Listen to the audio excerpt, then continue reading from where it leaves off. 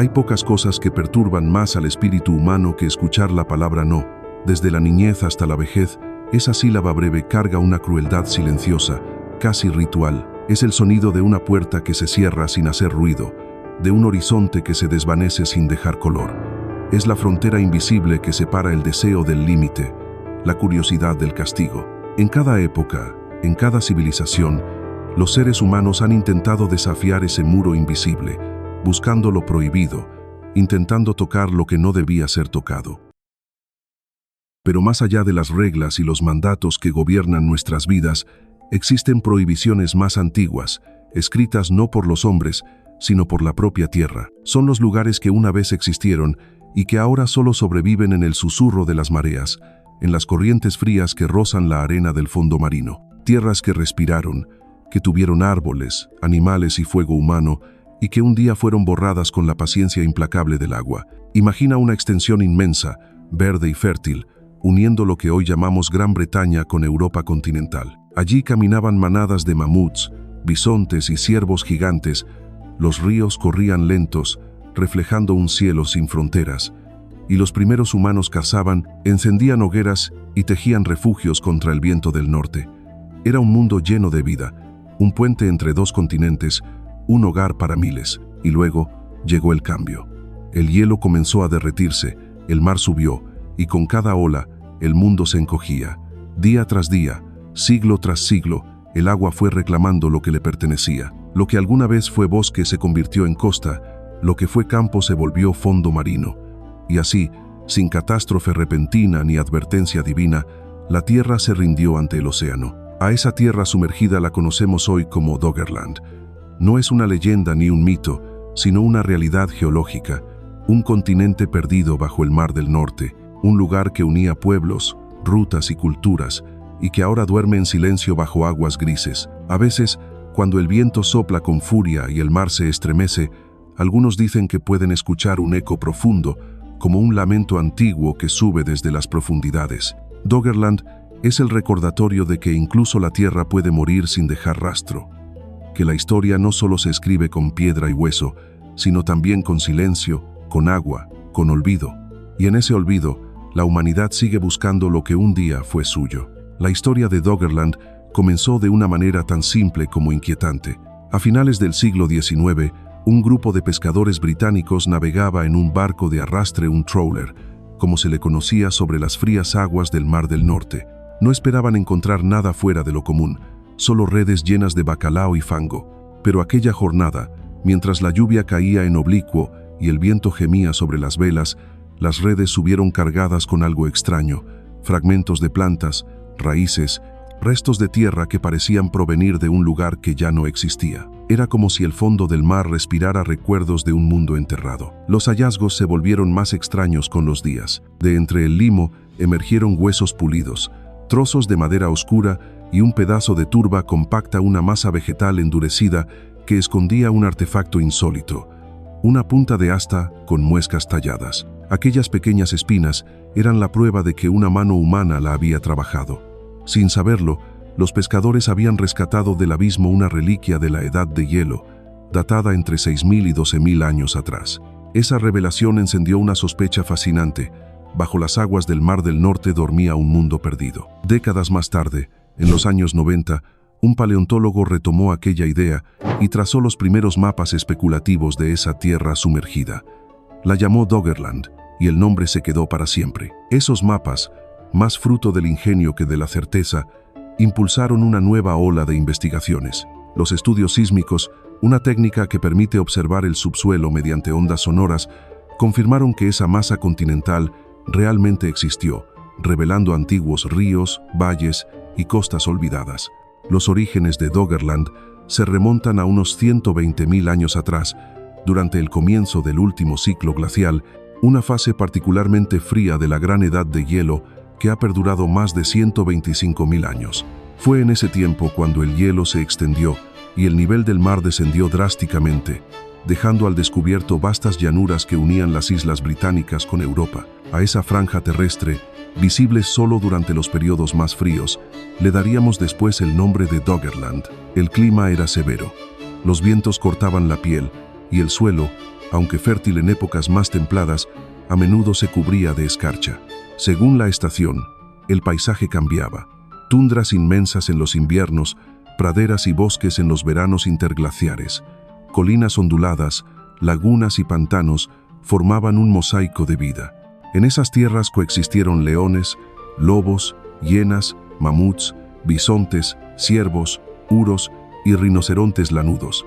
También, por supuesto, los humanos, aunque sería más correcto decir nuestros primos. Los restos más antiguos hallados en Doggerland pertenecen a un joven neandertal, encontrado a 16 kilómetros de la costa de Zelanda, con una antigüedad de 40.000 años.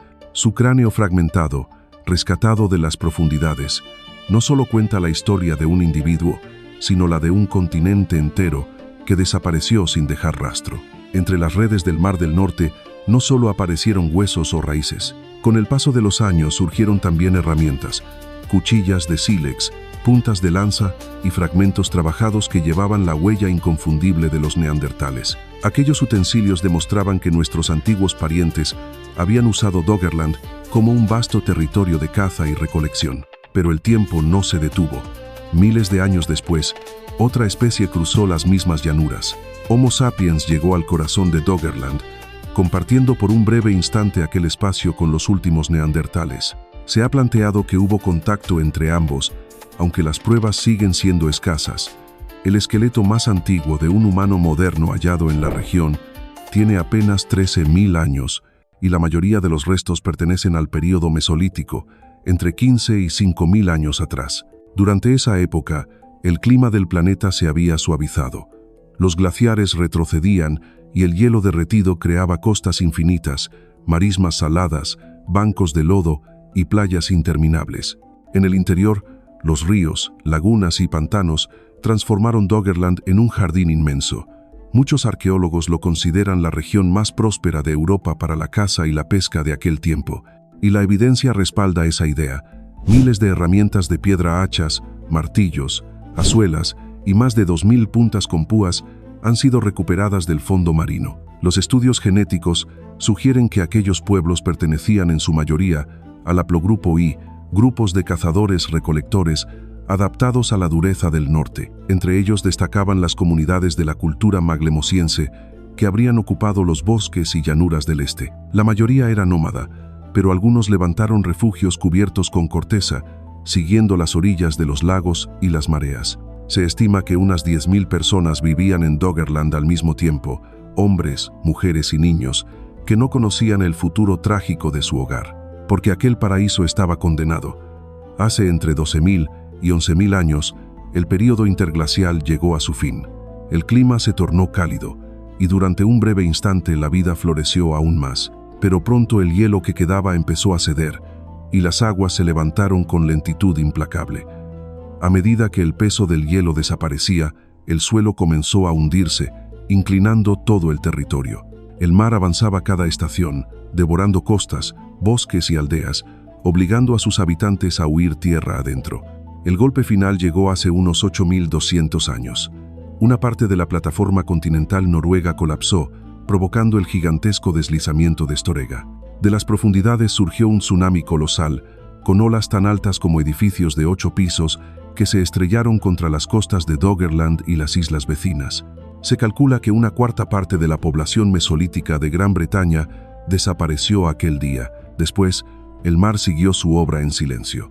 Las últimas colinas verdes se hundieron hace unos 7.000 años, y lo que alguna vez fue un continente vibrante se convirtió en un lecho oscuro de arena y algas. Así terminó Doggerland, un mundo real, borrado como un sueño, otro Atlántida nacida de la memoria y del agua. Si uno observa hoy el mapa del sudeste asiático, resulta casi imposible imaginar lo que allí existió alguna vez. Entre miles de islas cubiertas de selva, bañadas por un mar cálido y azul, hubo un tiempo en que todo ese archipiélago fue una sola tierra, donde hoy hay océano. Antes hubo bosques, llanuras y ríos que serpenteaban bajo un sol incansable. Aquel territorio perdido se llamaba Sundaland, y su historia se extiende como una sombra que cubre 2 millones de años. Pero su apogeo llegó mucho después, en el último máximo glacial, hace unos 26.000 años, cuando las masas de hielo cubrían buena parte del hemisferio norte. El nivel del mar cayó más de 120 metros y el gigante emergió por completo, mostrando un cuerpo de 4 millones de kilómetros cuadrados, más vasto que toda la India. A diferencia de Doggerland, su hermano del norte, Sundaland no fue un páramo congelado. Al hallarse sobre el ecuador, respiraba calor y humedad. Las temperaturas eran apenas 3 o 4 grados centígrados menores que las actuales, lo suficiente para templar la atmósfera, pero no para apagar la vida. Los vientos traían lluvias interminables, que alimentaban bosques de árboles gigantes, sabanas doradas y marismas, donde el barro y la flor convivían. En las montañas, algunos glaciares sobrevivían como reliquias de un mundo frío, pero en el llano, la tierra hervía de movimiento. Los volcanes rugían sin descanso, su fuego iluminaba la noche y fertilizaba el suelo.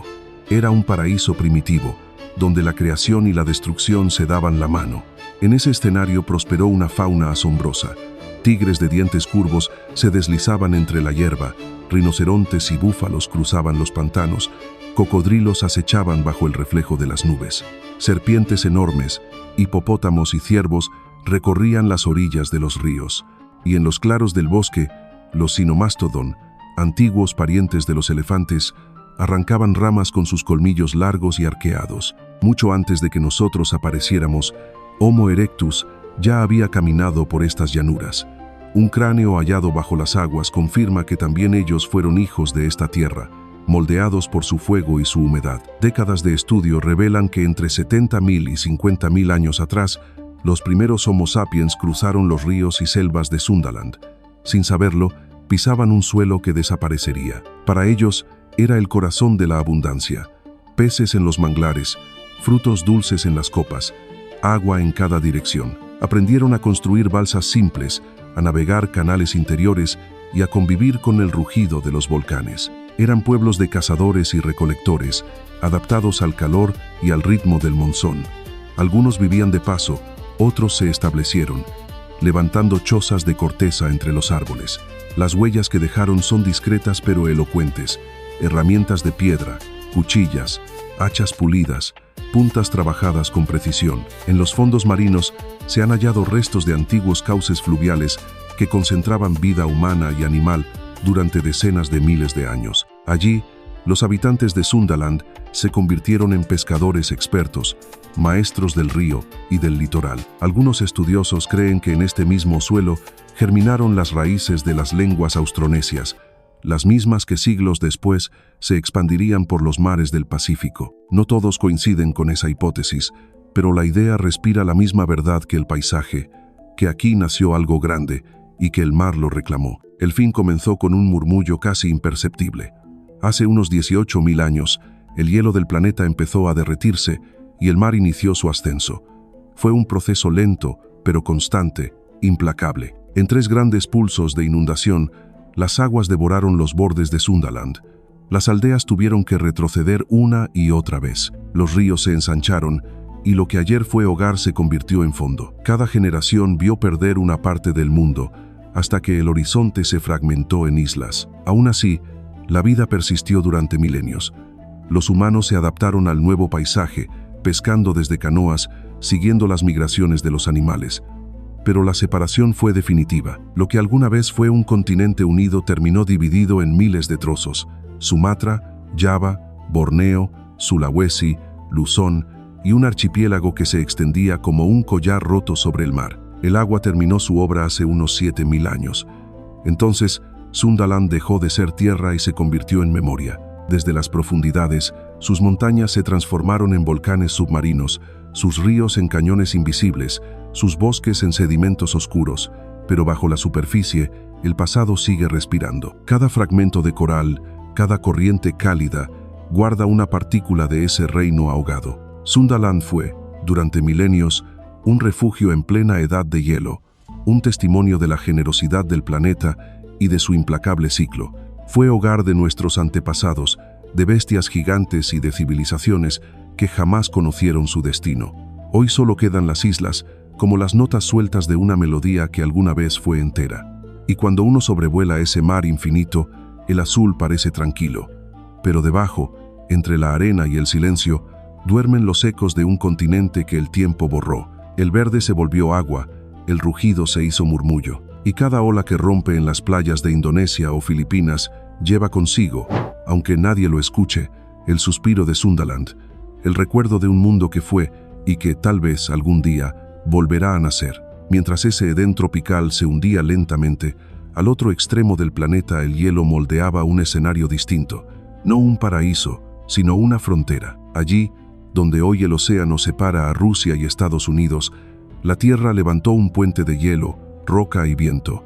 Ese puente se llamó Beringia. En la actualidad, el estrecho de Bering parece una herida abierta entre los continentes. Apenas 3,5 kilómetros separan sus puntos más cercanos, tan poco que, en los inviernos más severos, el agua se congela y el hielo une por unas horas lo que la historia dividió. Pero hace miles de años, esa grieta no existía. El mar estaba en retirada, y sobre su lecho emergió un corredor que unía Asia con América, uniendo no solo tierras, sino también destinos. Beringia no era nueva. Su raíz se hunde en la noche de los tiempos. Durante el Cretácico, dinosaurios de Asia y América caminaban sobre el mismo suelo, compartiendo climas, presas y depredadores. En el Cenozoico, los mamíferos repitieron ese viaje.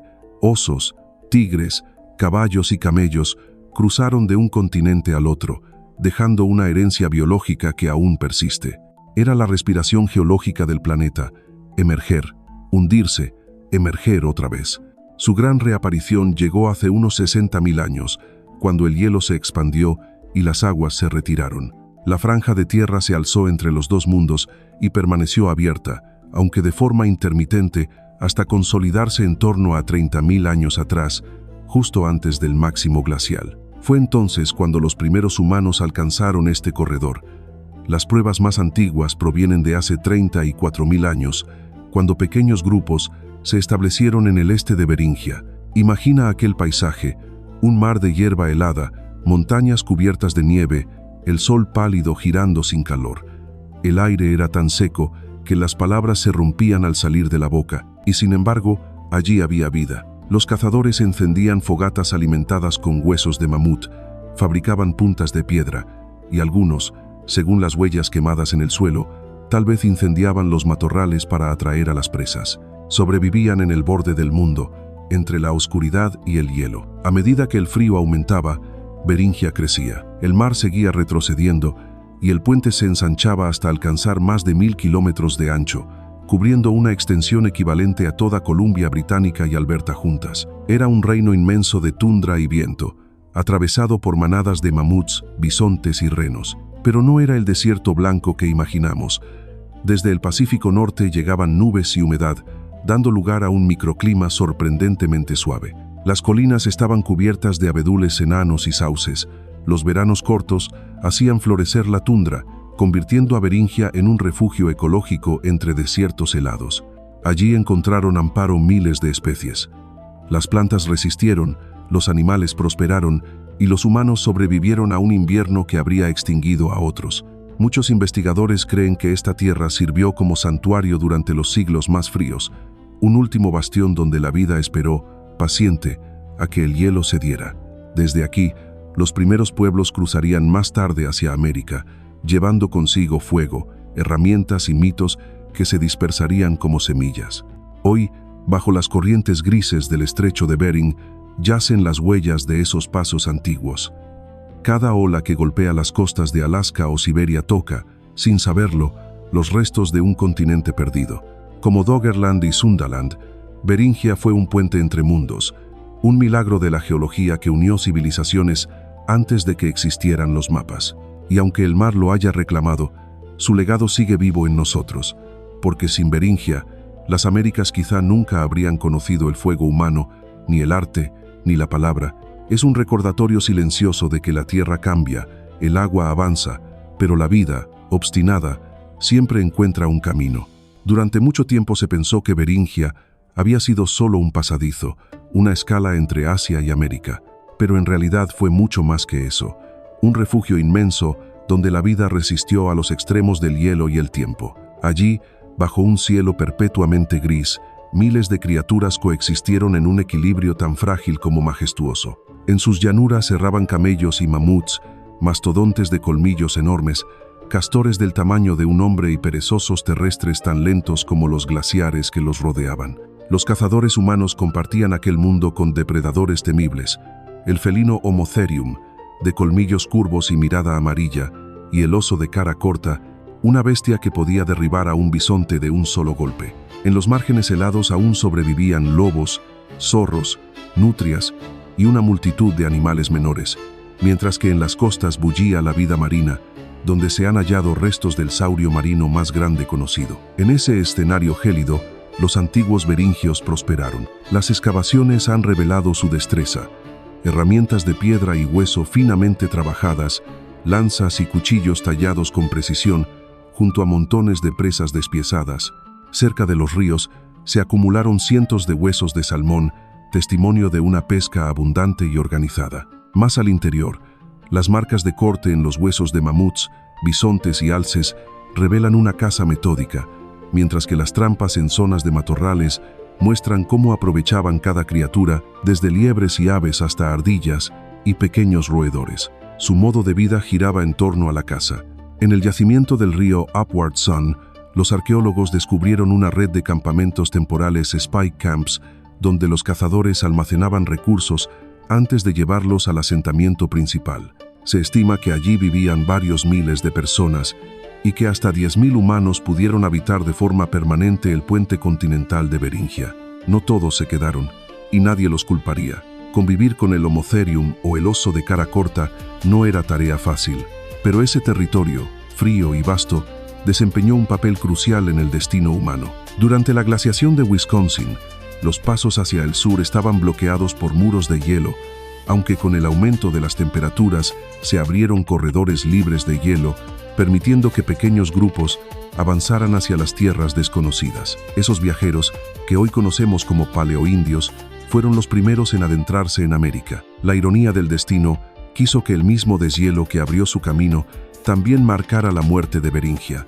Hace unos 10.000 años, el nivel del mar se elevó de forma irreversible. Las aguas cubrieron las rutas, los campamentos y los bosques bajos, separando para siempre el este del oeste. La planicie que durante milenios unió continentes quedó sumergida bajo las corrientes del Pacífico Norte. Algunos fragmentos resistieron por un tiempo. Las zonas más altas emergieron como islas, igual que ocurrió en Sundaland. Una de ellas fue la isla de Warngel, un pequeño refugio que se convirtió en el último santuario del mamut lanudo. Durante siglos, esas criaturas sobrevivieron aisladas, vagando entre la niebla y el hielo. Los últimos murieron alrededor del 2000 a.C., cuando las pirámides de Egipto ya se alzaban sobre el desierto y los faraones gobernaban el Nilo. Mientras el mundo antiguo construía monumentos, los ecos de Beringia se extinguían en el Ártico. El hielo se derritió, los huesos se hundieron y la tierra se perdió bajo el mar. Lo que alguna vez fue un puente entre dos mundos quedó reducido a un recuerdo, oculto bajo las aguas frías del norte. Pero existen otras tierras perdidas que despiertan el mismo misterio, no por lo que sabemos, sino por lo que ignoramos, si alguien llegó a habitarlas. Ninguna resulta tan intrigante como el antiguo Golfo Pérsico. Hoy, el Golfo parece todo menos un oasis. Es un mar salado, de aguas brillantes y temperaturas que superan los 50 grados. Dunas infinitas lo rodean y el desierto lo abraza con fuerza. Nada en ese paisaje sugiere fertilidad. Sin embargo, hubo un tiempo en que lo fue. Según los estudios batimétricos de un investigador británico, hace unos 125.000 años, al inicio del último ciclo glacial, el fondo del actual golfo estaba por encima del nivel del mar. Era una extensión de tierra abierta al aire, una planicie cálida y húmeda que creció cada vez que el nivel oceánico descendía, llegando a superar en tamaño a Gran Bretaña. A diferencia de las arenas estériles que hoy dominan la región, aquella tierra recibía agua dulce de los ríos Tigris, Éufrates, Karun y Wadi Batin, además de manantiales subterráneos que emergían de las rocas. El resultado fue lo que el investigador llamó el oasis del Golfo, un refugio dentro del desierto, cubierto por manglares, lagos, pantanos, estuarios y corrientes. Un mosaico de vida que contrastaba con el mundo árido que lo rodeaba. La gran pregunta es si los humanos alguna vez lo habitaron. Sabemos que para entonces ya existíamos, pero ¿llegamos a caminar sobre esa tierra fértil? La respuesta aún se oculta bajo las olas. Nadie ha explorado el fondo del Golfo en busca de ruinas, pero el investigador sostiene que allí yacen los restos de una antigua civilización, sumergida por el tiempo y el mar. Es una hipótesis audaz, pero su confianza se basa en las pruebas halladas en tierra firme. En las costas actuales se han descubierto más de 60 asentamientos que datan de hace unos 7.500 años. Todos muestran un nivel sorprendente de complejidad: casas de piedra, redes de comercio, ganado domesticado, objetos artísticos y rastros de embarcaciones primitivas. Lo más extraño es que surgieron de la nada. No hay poblados previos ni restos de evolución cultural en los alrededores. Simplemente el desierto y, de pronto, comunidades avanzadas junto al mar. Esa ausencia de antecedentes llevó a pensar que las raíces de esas poblaciones no estaban en la superficie, sino bajo el agua. Tal vez durante más de 100.000 años, los humanos vivieron en el oasis del Golfo, protegidos por su abundancia, hasta que las aguas los expulsaron. Si eso fuera cierto, alteraría por completo la historia de nuestra especie. Los escépticos, sin embargo, advierten un problema. Los modelos migratorios más aceptados indican que los humanos modernos salieron de África hace apenas entre 70.000 y 50.000 años, mucho después del inicio del ciclo glacial. Si el oasis existió y fue habitado antes, ¿quiénes eran entonces sus moradores? Hay tres posibilidades: que los 60 sitios costeros sean solo coincidencias arqueológicas, que quienes vivieron allí no dejaran descendencia alguna, o que estemos frente a un capítulo perdido de la humanidad, borrado por el mar. Ninguna opción resulta completamente satisfactoria, pero todas alimentan la fascinación. Quizás, bajo las aguas del Golfo, reposen las huellas de los primeros pueblos que construyeron templos, navegaron ríos y moldearon piedra mucho antes de que las civilizaciones conocidas nacieran. Incluso si la cronología del investigador resulta exagerada, la lógica sugiere que el oasis del Golfo fue, en algún momento, refugio de vida. Su geografía, alimentada por 4 ríos y manantiales internos, lo habría mantenido fértil durante decenas de milenios, resistiendo las sequías del desierto circundante. Y cuando el hielo alcanzó su punto máximo, el oasis se extendió aún más, ofreciendo un último refugio a las especies que huían del calor y la escasez. Pero nada escapa al mar para siempre. Hace 8.000 años, el Océano Índico comenzó a avanzar, primero lento, luego con furia. Las aguas subieron sin pausa, los ríos retrocedieron, los pantanos se transformaron en bahías, y el verde fue reemplazado por el reflejo cegador del sol sobre la sal. Inundaciones repentinas barrieron con todo, tragándose aldeas, animales, bosques enteros. El oasis del Golfo desapareció bajo un cataclismo líquido, transformándose en la extensión árida que conocemos hoy. Lo que una vez fue un paraíso, se convirtió en uno de los entornos más hostiles de la Tierra. Y aunque las aguas cubrieron su nombre, quizás, en el fondo del mar, aún duerma el eco de los hombres que lo llamaron hogar. Ningún faro ilumina ya ese mundo sumergido. Solo el resplandor lejano de las estrellas atraviesa el agua como un recuerdo que se niega a morir. Tal vez, en las noches sin luna, el mar conserve aún la respiración del antiguo oasis, los ecos de voces que el tiempo no alcanzó a borrar. Porque cada ola que toca las costas del desierto trae consigo un susurro del pasado, una promesa quebrada. Y así, mientras el viento sopla sobre las dunas y el sol devora el horizonte, el Golfo Pérsico guarda su secreto, la historia de una tierra que fue jardín, de un paraíso devorado por el mar y de un silencio que, todavía hoy, sigue esperando ser escuchado.